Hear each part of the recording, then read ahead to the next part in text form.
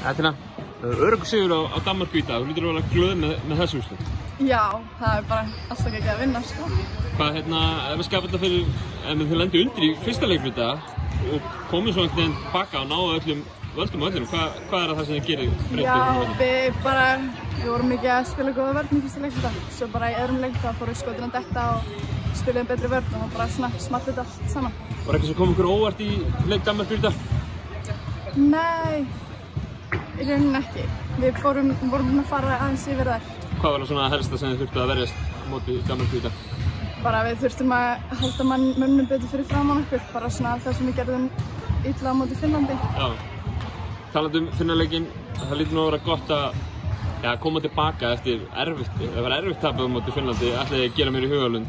Það að vera ánægilegt að koma svona tilbaka. Það mjög gaman að koma svona tilbaka. Já. Það var geggjað.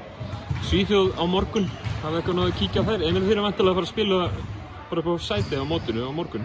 Já, við erum búin að horfa, við náum eitthvað að leika þeim í dag. Já. Og svo skátum við þær í kvöld á fundi. Frábært, takk.